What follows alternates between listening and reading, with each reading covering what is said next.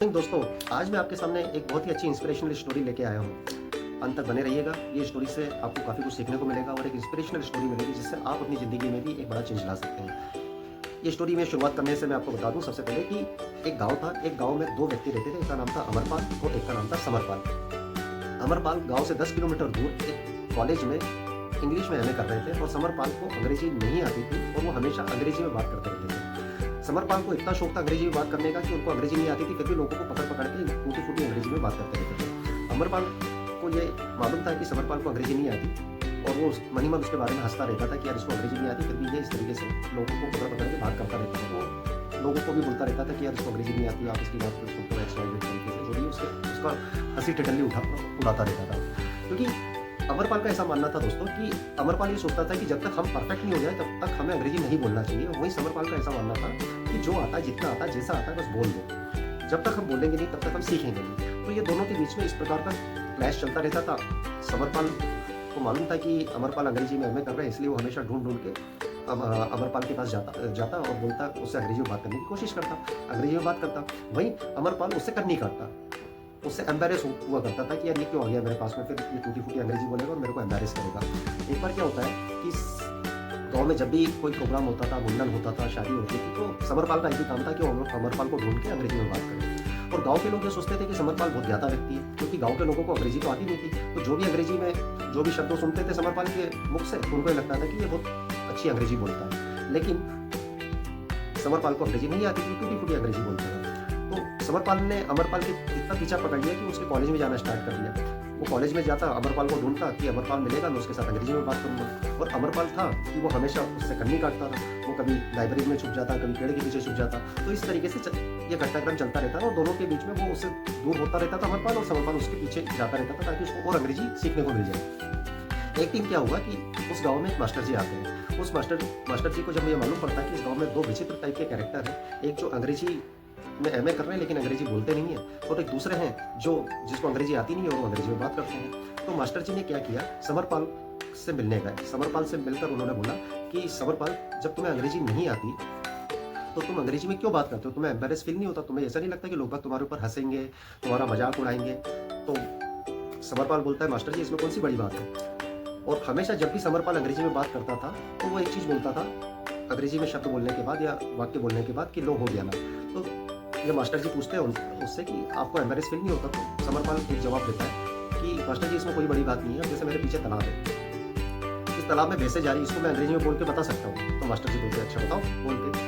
तो समरपाल बोलता है कि द भैंसे आर गोइंग इन द तालाब। तो ये उसकी टूटी फूटी अंग्रेजी सुन के मास्टर जी जोर जोर से हंसने लगते हैं। जब ये वाक्य घटित हो रहा था तो पास से एक बच्चा स्कूल जा रहा था और उसने देखा कि समरपाल जी ने इस टाइप की अंग्रेजी बोली है। तो उसने पलट के जवाब दिया, समरपाल जी तालाब को पॉन्ड बोलते हैं, तालाब नहीं बोलते अंग्रेजी में। तो फिर एकदम से समरपाल जी ने अपने वाक्यों को करेक्ट करके फिर से जवाब दे दिया मास्टर जी को, द भैंसे are going in the pond. तो ये सुनकर मास्टर जी को समरपाल जी ने मास्टर जी से बोला, देखिए मास्टर जी, जिंदगी में पहल करना जरूरी है। अगर मैं पहल ही नहीं करता तो मुझे बच्चा आके कभी नहीं बताता कि तालाब को पॉन्ड बोलते और मैं हमेशा तालाब ही तालाब बोलता रहता। तो दोस्तों, मैं इस कहानी के माध्यम से आपको ये बताना चाहता हूँ कि इस कहानी ने मास्टर जी को या सभी को बहुत बड़ी शिक्षा दे दी। हम लोग हमेशा परफेक्शनिज्म की खोज में अपनी जो चीज हम चाहते हैं वो करते ही नहीं है, प्रोक्रेस्टिनेशन में चले जाते हैं और हम वो चीज को क्रिएट ही नहीं कर पाते जो हम करना चाहते हैं। तो ये बहुत बड़ा लेसन दे गया समरपाल जी ने मास्टर जी को कि जिंदगी में हमेशा हमें पहल करना चाहिए। अगर हम पहल ही नहीं करेंगे तो चीजें निर्मित नहीं होगी, क्रिएट नहीं होगी। तो परफेक्शनिज्म के पीछे ना भागे, आपको जो आता है, जैसा आता है, जितना आता है, आप एक्शन लेना स्टार्ट कर दें और समरपाल की तरीके से बोलिए कि लो हो गया ना। होता क्या है कि जब हम, अब इस कहानी को मैं थोड़ा सा आगे लेके जाता हूँ फास्ट फॉरवर्ड, कि आज की तारीख में समरपाल एक बहुत बड़ी कंपनी में अच्छी पोजीशन पे काम कर रहे हैं और उनके बच्चे भी अच्छी अंग्रेजी स्कूल में पढ़ाई कर रहे हैं, और वहीं अमरपाल परफेक्शन की तलाश में आज भी उसी गांव में अटके पड़े हुए हैं। तो कहने का मतलब ये है दोस्तों कि हमें हमारे इंटेंशन, हमारे क्वेश्चन इस यूनिवर्स में भेज देना चाहिए। उसकी बाकी की चिंता यूनिवर्स करेगा, आपको सिर्फ पहल करना है। जब आप पहल कर लेते हैं तो अपने आप यूनिवर्स उस पर अपनी प्रतिक्रिया व्यक्त करता है, आपको ऐसे लोगों से मिलवाएगा, ऐसी घटनाएं आपकी ज़िंदगी में निर्मित करेगा जिससे आप जो भी चाहते हैं वो अपने सपने को पूरा कर सकते हो।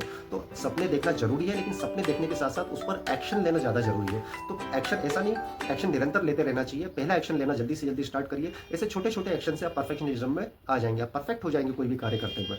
तो परफेक्शन की तलाश ना करें, एक्शन लें, पहल करें। इस कहानी से हमें यही शिक्षा मिलती है कि हमें ज़िंदगी में हमेशा पहल करना चाहिए। जो पहल करता है उसके सामने चीज़ें, जब पहला कदम हम उठाते हैं किसी भी चीज़ के बारे में, तो यूनिवर्स या ब्रह्मांड उस क्रिया की प्रतिक्रिया करता है, उस दिशा में हमारे लिए ऐसी रिसोर्सेज उपलब्ध कराता है जिससे हम अपने सपने को पूरा कर सकें। तो दोस्तों, अगर आपको ये वीडियो पसंद आया तो अपने दोस्तों के साथ, सबके साथ शेयर कर सकते हो। मैं निरंतर इस चैनल पर ऐसी इंस्पिरेशनल स्टोरी, एनएलपी से रिलेटेड कुछ तथ्य आपके सामने प्रस्तुत करता रहूँगा। आप इस पे शेयर कर सकते हैं, अपने कमेंट्स कर सकते हैं और अपने फीडबैक दे सकते हैं। जो पॉजिटिव या क्रिटिकली एनालाइज किए हुए जो फीडबैक रहेंगे उसको मैं अपने वीडियो में निरंतर चेंज करके उसको और सुधारने की कोशिश करता रहूँगा। आपको अगर ये वीडियो पसंद आए तो मेरे चैनल को सब्सक्राइब कर सकते हैं, बेल आइकन जरूर दबाएं। चैनल का नाम है signify life with Sanjeev. Thank you. हर व्यक्ति में दो टाइप के कैरेक्टर हमेशा रहता है। हर व्यक्ति में अमरपाल और समरपाल रहते हैं। हमारा काम ये है कि हम अमरपाल जो परफेक्शन की तलाश में अपनी प्रतिभा को आगे नहीं ला रहा है, और समरपाल जो प्रतिभा नहीं होते हुए भी अपनी जो सपने हैं उसके पीछे भाग रहा है, तो समरपाल को हमें ऊपर लेके जाना है और अमरपाल को हमें नीचे रखना है। परफेक्शन नाम की कोई चीज़ नहीं होती, परफेक्शन एक मिथ है। आपको आपके सपने को फॉलो करना है और समरपाल को जागृत करना है।